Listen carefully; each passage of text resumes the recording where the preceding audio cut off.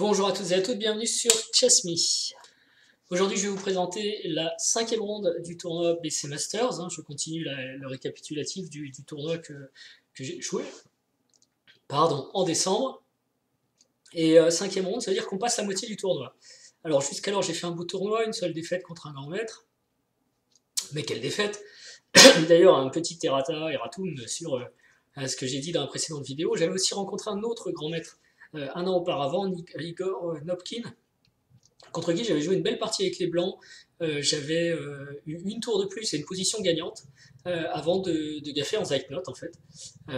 Rendre la tour et me faire mater. Ce sont des choses qui arrivent, mais j'étais passé vraiment à ça de la victoire du grand maître. Mais voilà, c'est comme ça que ça se passe. Et puis j'avais pas encore fait tout ce travail sur la psychologie. Peut-être que aujourd'hui les choses auraient été différentes puisque j'avais été en Zeitnot, j'étais stressé, etc. Là, je suis toujours cool, et en plus, j'ai en tête que malgré le beau tournoi que je fais, il reste 5 rondes, et je peux très bien finir avec 2,5 sur 9.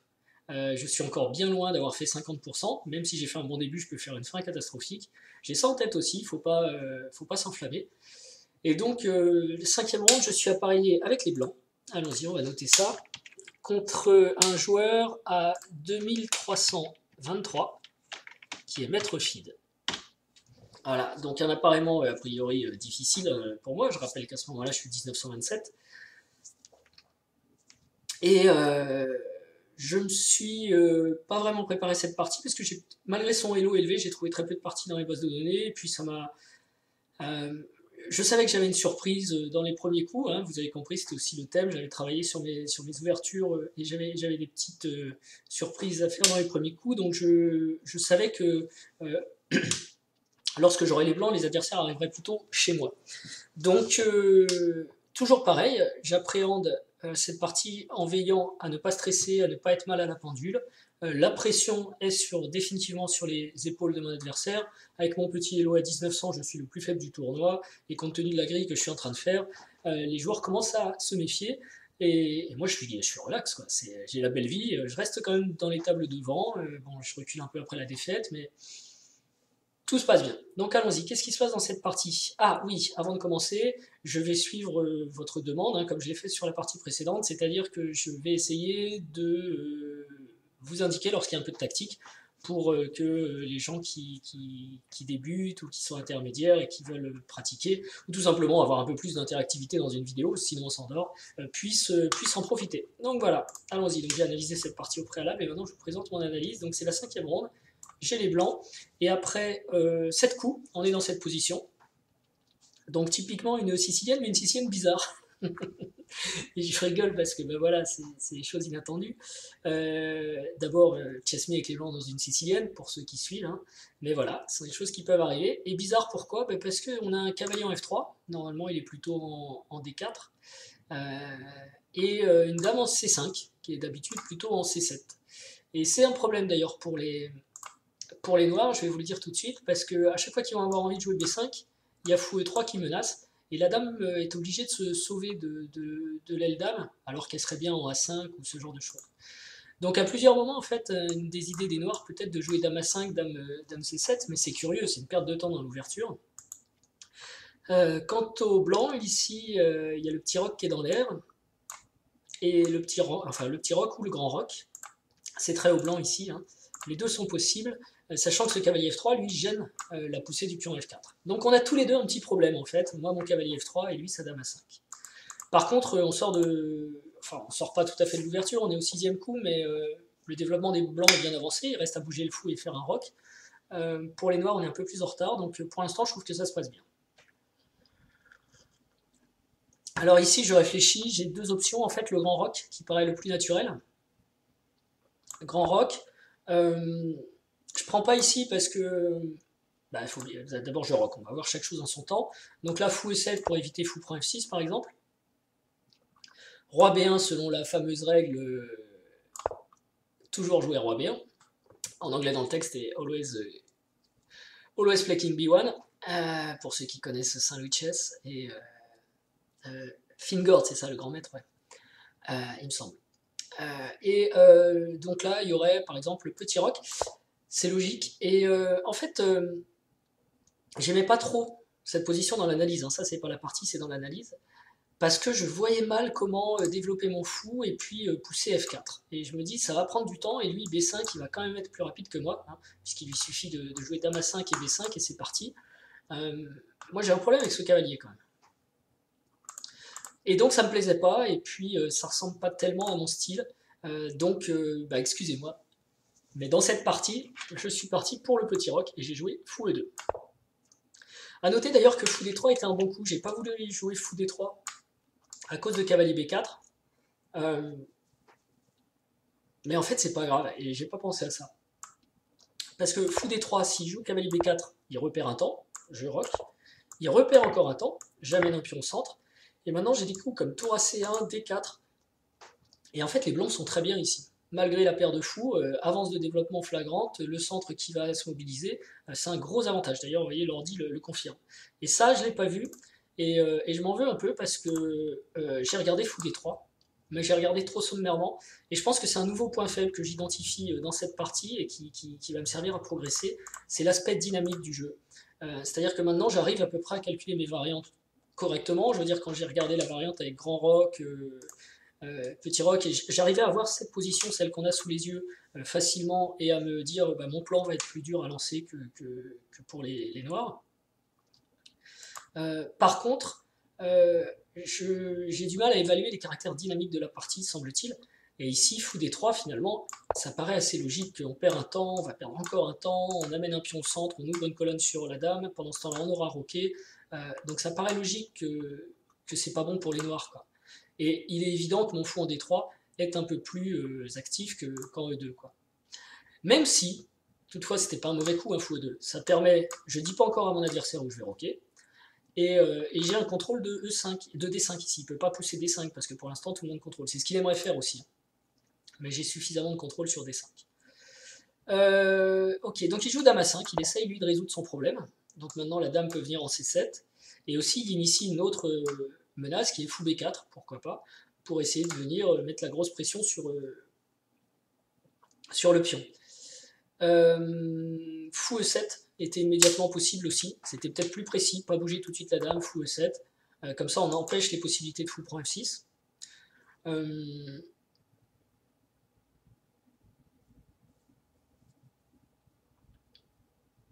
Mais bon, ouais, les deux vont bien en fait, je m'emballe un peu là. Dame à 5, donc il replace sa dame, et je vais pour le petit roc. Donc c'est pour ça que je ne prends pas en F6, parce que j'ai pas envie de lui ouvrir la colonne ici, hein, et qu'il puisse attaquer mon petit roc. J'ai prévu de faire le petit roc, donc je fais le petit roc. Et c'est ici, surtout, je me suis trompé tout à l'heure, c'est ici surtout que ça pouvait être intéressant pour les noirs de jouer fou E7 calmement. D'abord empêcher la prise ici. Ce sur quoi moi j'ai du mal à organiser mes forces, comme je disais, pour pousser F4. C'est un peu moins grave que dans l'autre variante avec le grand roc, parce que je ne vais pas prendre B5 et ce genre d'attaque dans le nez. Mais par contre, il faut quand même que j'arrive à le faire. Donc je vais peut-être commencer à préparer avec A3 pour jouer B5 moi-même. Sur petit roc, tour à D1, faire une pression, D6, et ensuite il va falloir que je trouve un moyen. Je pense que ça va être cavalier E1 et F4 pour commencer à attaquer le petit roc avec F4. Et là on va dire que les chances sont égales, quoi. C'est une sicilienne un peu... ça a quand même une bonne tête de sicilienne une fois qu'on arrive à pousser F4. Je peux jouer aussi cavalier D4 et F4 d'ailleurs. Non, je peux pas faire ça parce que, ah oui, il y a un autre problème. Quand même, le cavalier défend le fou et la dame aussi. Donc si je joue cavalier D4, il y a cavalier prend D4, dame prend D4, et d'un seul coup, mon petit fou en G5 n'est plus protégé. Bref. Il joue fou B4. Donc, dame A5, petit roc, et fou B4. Et là, je suis un peu surpris, j'attendais plutôt dame C7, parce que, ok, il fait une menace sur le pion E4.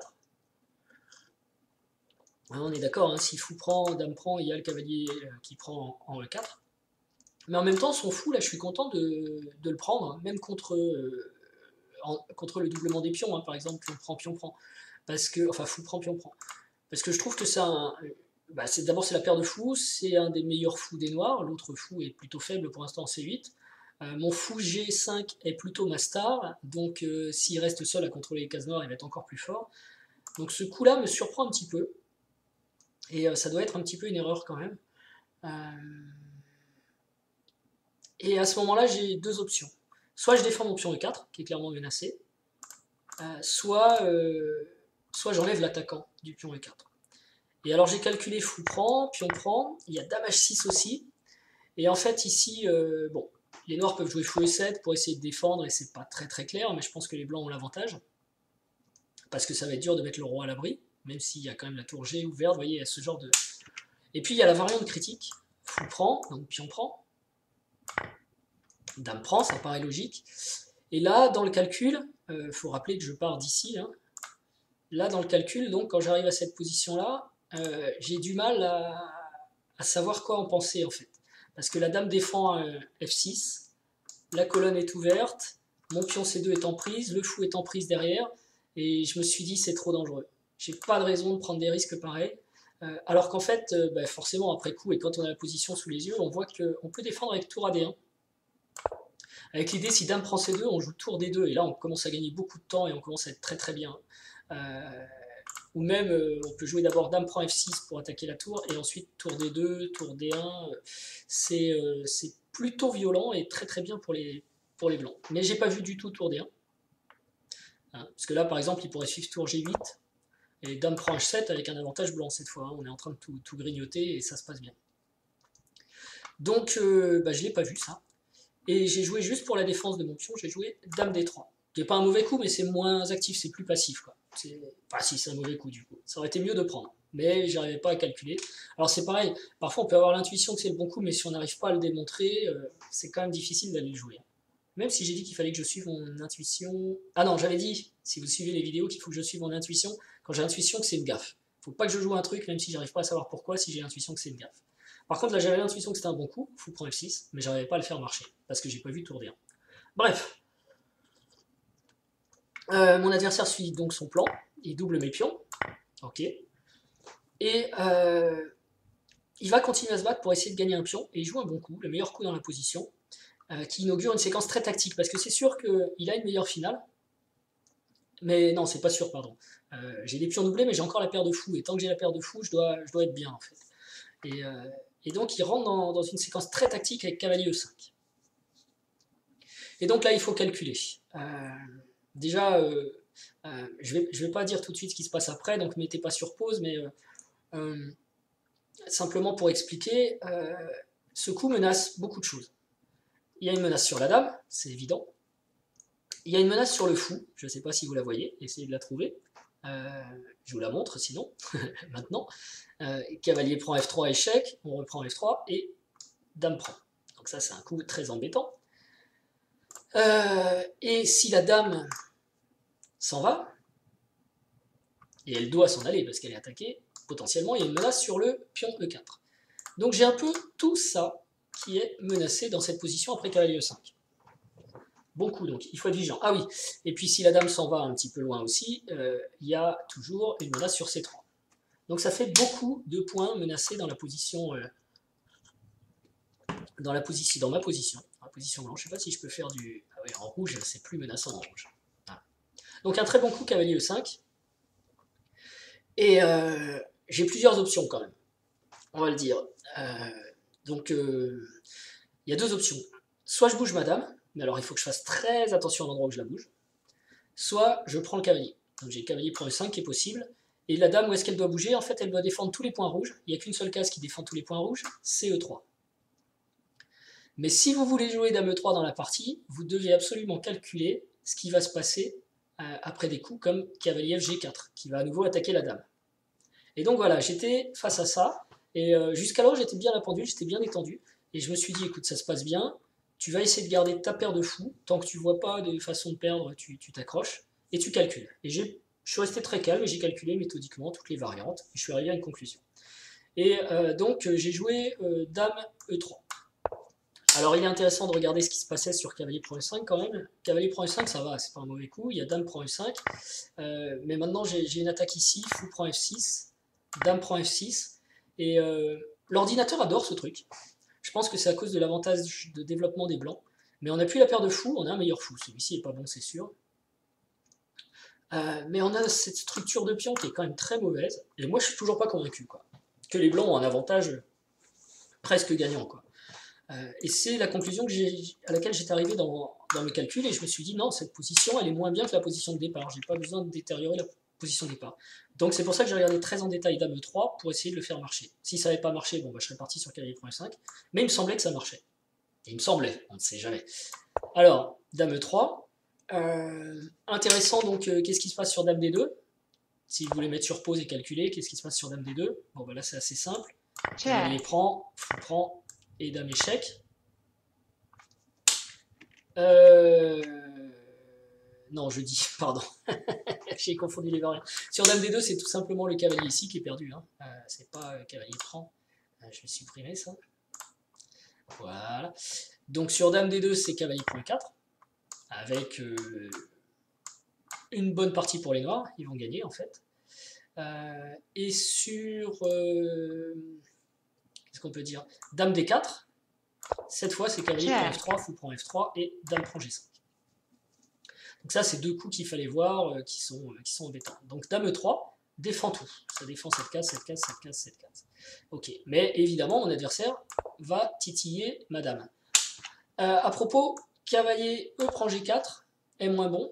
Est-ce que vous voyez pourquoi? En fait, quand cavalier bouge en G4, il n'y a plus la menace de prendre le défenseur du fou. Donc le fou n'est plus attaqué, en fait, même si la dame est découverte. Et en gros, il n'y a aucune menace. On peut tout simplement replacer la dame au centre, toujours en défendant les pions. Les noirs vont peut-être essayer de repousser ce fou qui est gênant. On peut faire fou F4, petit roc, fou D6, avec une super position pour les blancs. Donc c'est une erreur en fait, cavalier G4. Il joue cavalier FG4, qui est plus précis. Et il faut continuer à calculer. Alors là, franchement, je suis content que sa dame soit pas en C7. Parce que pour les plus tactiques d'entre vous, avec la dame en C7, cette position, elle est mortelle. Hein. On menace cavalier prend F3 échec avec un mat en H2, c'est terrible. Mais elle est en A5. Elle applique toujours quand même une petite menace sur une pression sur G5, mais ça. Alors ici, la dame est menacée. Il faut qu'elle défende.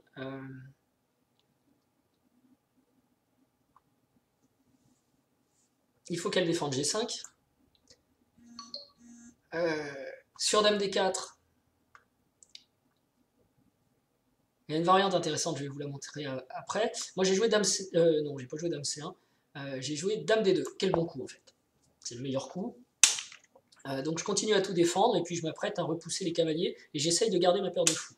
Les autres options c'était dame C1, puisqu'on recule, hein, on a toujours la dame attaquée, c'est ça. Et dame D4 aussi, c'était possible. Dame F4 aussi, mais il y a un problème en C3. Donc sur dame D4, qu'est-ce qui se passe? Vous pouvez le mettre sur pause si vous voulez réfléchir. Toujours la même chose, cavalier prend F3. Alors ici on peut prendre avec le pion pour essayer de reprendre aussi la pièce quand il prend en G5. Ce que je fais comme ça. Mais là les noirs ont une ressource intéressante, ils jouent E5, tempo. Et d'un seul coup on se rend compte qu'il y a D6, H5 qui vont venir et on commence à avoir des gros problèmes sur le petit roc. Donc c'est pas génial du tout. Là il y a au moins l'égalité pour les noirs, sinon l'avantage. Parce qu'il y a toujours aussi ça, puis on a perdu la paire de fous. Donc pas bon, dame D4.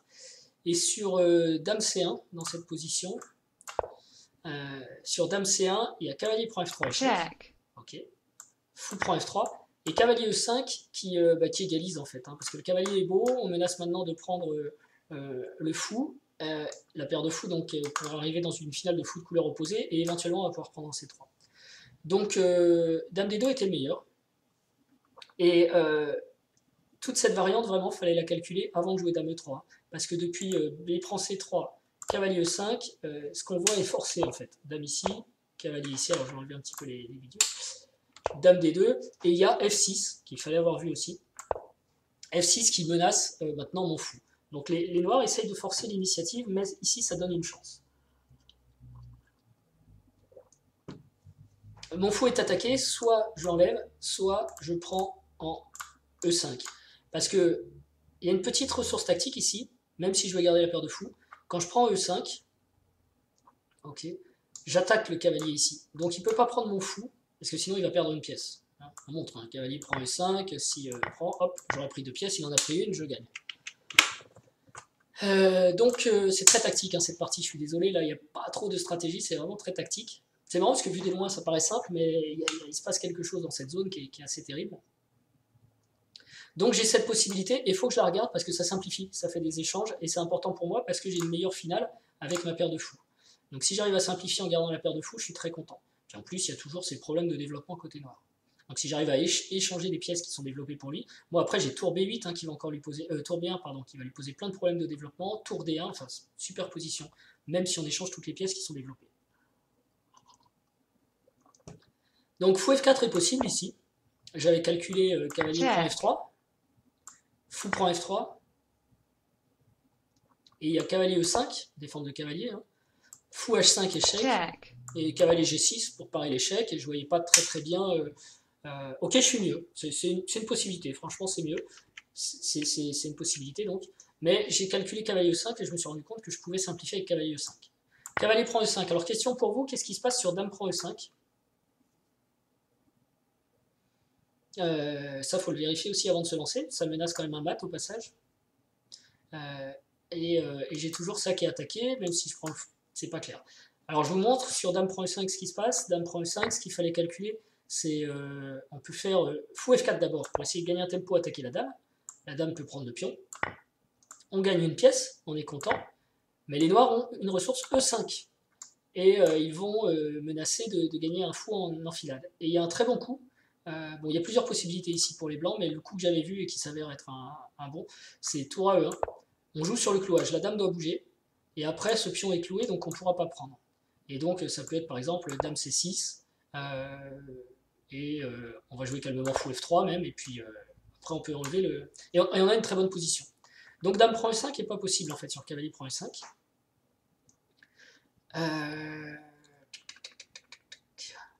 Ok. Est-ce qu'il a une autre possibilité? Cavalier prend E5, pardon. Il a F prend G5, c'est possible aussi. Mais c'est à l'avantage des blancs. Après, cavalier G5, ça j'ai dit, on gagne la pièce. Donc, je joue. Cavalier prend E5 et il est obligé de reprendre avec le cavalier. C'était ce qui était calculé. Et après, je recule tranquillement mon fou. Bonne position. Plusieurs perspectives. Je commence à avoir des idées, s'il ne roque pas, de jouer dame D6 et fou C5, avec une batterie de mat qui empêcherait de roquer, etc. Donc il faut qu'il soit vigilant. Ici, j'ai un léger avantage, en fait. Avec la paire de fous, j'ai maintenant F4 qui est possible, vous vous rappelez, j'avais dit que je voulais jouer F4. Le roi est déjà affaibli, et j'ai même fou H5, G6 sous la main pour l'affaiblir un peu plus. Simplement, il y a la case C4 qui pose problème. Donc les noirs peuvent jouer ici B5 ou dame C7 pour essayer de jouer cavalier C4. Dans les deux cas, j'avais prévu quelque chose. Et en fait, dans cette bonne position, je me dis, ok, tout va bien. J'ai peut-être la nulle, et ça me fait gamberger, vous voyez, le fait de me dire j'ai peut-être la nulle, je vais peut-être gagner encore une partie, et je me dis ça c'est mauvais psychologiquement, je vais paniquer, je vais faire des bêtises, il faut pas. Je préférerais que ça s'arrête et que je joue la partie de cet après-midi pour gagner. Alors pour ça, il y a une solution, c'est de proposer nul, ce qui n'est pas forcément très sport dans cette position qui est favorable au blanc, mais elle n'est pas non plus gagnante, hein, elle est juste légèrement favorable. L'adversaire est beaucoup plus fort et je risque de la gâcher en fait. Donc je me suis dit, plutôt que de gamberger, je vais lui redonner les clés. Je vais lui proposer nul. Soit il accepte, et c'est nul, et puis pour moi ce sera un bon résultat, je ne suis pas mécontent du tout. Soit il refuse, et donc j'ai plus à me poser de questions, je ne lui reproposerai plus jamais nul, je vais jouer la partie et essayer de la gagner, puisque mon adversaire ne va pas faire nul. Et la pression du coup passe sur ses épaules quand je lui propose nul, parce que moi je me suis soulagé de mon problème. S'il accepte, c'est nul et je suis content. S'il refuse, eh ben, je vais jouer pour la gagner, et il y a de bonnes chances que j'y arrive, mais c'est pas fait quoi. Et s'il refuse, en plus, il va falloir qu'il soit prêt à jouer cette position, qui est difficile, et à la perdre, en ayant refusé une nulle. Donc la pression était un peu forte de son côté, et il accepte la nulle, tout simplement. Ce qui est un super bon résultat pour moi, je suis content. Ce qui aurait pu suivre, donc, je l'ai dit, c'était dame C7. Sur dame C7, j'aurais sûrement joué, donc dame C7, qui, avec l'idée cavalier C4. Hein.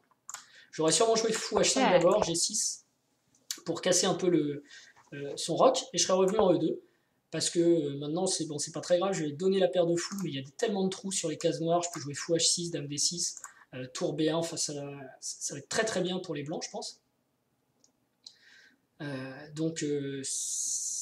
Ouais, vous voyez, si par exemple il joue cavalier ici, fou prend, et j'ai dame D6 ici qui est pas mal.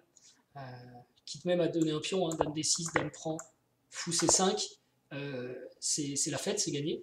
Donc il ne faut pas qu'il joue ça en fait, mais il n'aurait pas joué ça non plus. Hein. Et s'il joue... D'accord, on est dans cette position-là, je propose nul. S'il joue B5, qui était l'autre possibilité que j'avais regardée, B5, il y a un coup qui est embêtant pour les noirs, c'est A4. À nouveau, la dame est mal placée, il y a une forte pression ici, ça va être très très dur de... Ça va être très très dur de ne pas perdre un pion, quoi.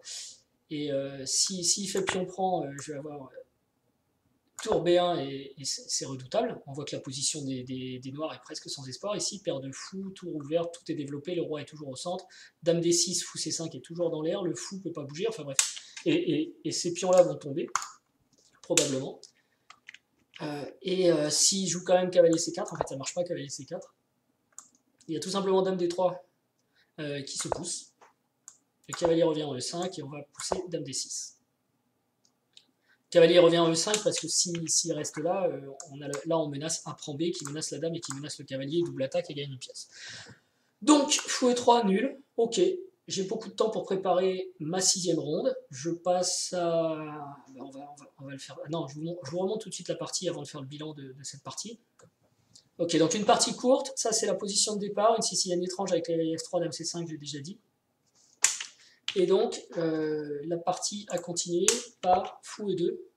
On garde deux possibilités de rock. Dame A5, il faut replacer la dame, elle est trop mal en C5. Petit rock finalement. Fou B4, un plan tendu pour essayer de gagner un pion, mais ça gagne pas de pion. Dame D3, fou F6 était meilleur, petite faute. Fou prend, pion prend, et à partir de là, je calcule bien. Dame E3, toute la variante est bien vue. C'est un peu des coups forcés, mais ici, je trouve encore un moyen de simplifier à mon avantage, et je propose nul. Donc c'est tout simple comme partie, mais encore une fois, la proposition nulle dans les mains de mon adversaire avec cette position est difficile à refuser, quoi. Et il accepte, et ça me va très bien. Donc on passe à la ronde 6, et donc sur la ronde 5, voilà, ici, donc j'ai fait nul. Bon résultat encore, je suis content. Mon ouverture, j'étais hors théorie au 4e coup, mais croyez-le ou pas, mon adversaire était hors théorie au 2e coup. Donc après, ça ressemblait à une sicilienne, vous voyez, mais on a fait des choses bizarres, et c'est pour ça qu'encore une fois, je ne vous montre pas le début, parce que je préserve ce petit travail pour mes tournois futurs. Le milieu de jeu donc, a été très court, mais j'ai plutôt bien joué. J'avais le bon plan, je pense, en voulant conserver les fous, et puis c'était tactique. Qu'est-ce que je peux dire sur le milieu de jeu? J'ai bien calculé, quoi. C'était pas très stratégique, mais c'était plutôt tactique. Quoique, je dis pas très stratégique, je jouais quand même pour garder la paire de fous, quoi. Mais c'est mon adversaire aussi qui est allé avec fou B4, donc bon calcul, faut le mettre aussi, c'est important, parce que c'est pour la confiance quand on calcule bien, quand on... voilà. Bon, la finale, encore une fois, pas de finale. Je vous rassure, il y en aura une d'ici la fin, et plutôt une jolie. Autant, j'étais en avance. Donc c'est ce qui m'a aussi permis de proposer nul, j'étais en avance. Au niveau du stress, j'étais ultra cool, encore une fois, je ne sais pas ce qui m'arrive. Chess-me détendu, Chess-me joue bien. Ce que je peux retenir de positif sur la partie. Donc bonne visualisation et choix de variante. Et ce qui est pas bien, c'est Dame D3. Passif. Au lieu de fou prend F6, qui était beaucoup plus forçant en fait, mais qui demandait à avoir tour D1, qui n'est pas un coup simple non plus. Bon. Mais ok, si je progresse, il faut que j'admette aussi que mes faiblesses, elles sont... il va falloir que je pousse un peu plus loin, quoi, pour progresser, forcément. Donc c'est plus des faiblesses, forcément, de gaffe en un coup, et donc qui sont faciles à identifier, c'est des faiblesses un peu plus tordues. Donc voilà, au passage, 5 parties quand même, 3 joueurs titrés. J'ai 1, 2, 3 sur 5, donc pour moi c'est inespéré. Et la ronde de l'après-midi, j'ai du temps parce que j'ai fini tôt, donc je vais tranquillement me balader, prendre l'air, je vais aller manger à l'extérieur. Pizza, je me souviens. Discuter avec la fille qui vendait les pizzas, c'était sympa. Et donc, bonne détente avant la 6e ronde que je vous raconterai demain. Je vous remercie pour votre patience, pour votre intérêt, et je vous dis à très bientôt. Mettez des likes, partagez les vidéos, abonnez-vous, ça me fait plaisir, et ciao!